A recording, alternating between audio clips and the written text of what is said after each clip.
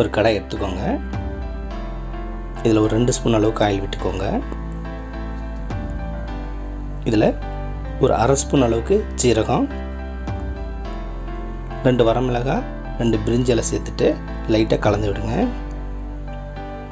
லைட்டாக கலந்துட்டு ஒரு துண்டு இஞ்சி இந்த மாதிரி கட் பண்ணி சேர்த்துருங்க. இதோட ஒரு பச்சை மிளகாய், 1 ஸ்பூன் கசூரி மேத்தி, 1/4 ஸ்பூன் பெருங்காயத்தூள், 1/4 ஸ்பூன் மஞ்சள் பொடி, 1/2 ஸ்பூன் மிளகாய் பொடி, 1/2 ஸ்பூன் ஜீரகத்தூள், 2 ஸ்பூன் கொத்தமல்லி தூள் இதெல்லாம் சேர்த்து கலந்து விட்டுக்கோங்க.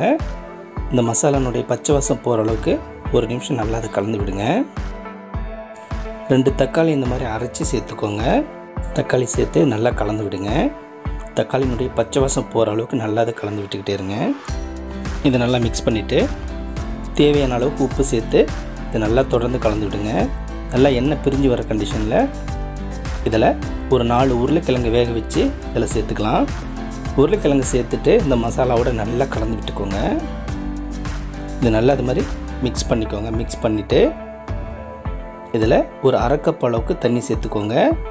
தண்ணி சேர்த்த பிறகு ஒரு தடவை நல்லா அந்த மாதிரி கலந்து விட்டுக்கோங்க. கலந்துட்டு இதை கொதிக்க விடுங்க.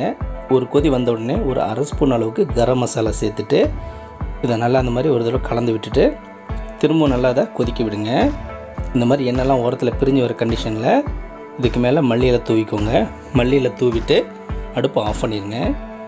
இது கொஞ்சம் சூடு ஆறின பிறகு நம்ம ஒரு கப்புக்கு மாற்றிக்கலாம். சூடாறினோடனே பாருங்கள் கிரேவி நல்லா கெட்டியாகவே வந்துருச்சு. இது பார்க்கவே இல்லை சூப்பராக இருக்குது. இது பூரி சப்பாத்திக்கெலாம் ரொம்ப சூப்பராக இருக்கும். டேஸ்ட்டும் கொஞ்சம் டிஃப்ரெண்ட்டாகவே இருக்கும். இதை நீங்களும் ட்ரை பண்ணி பாருங்கள்.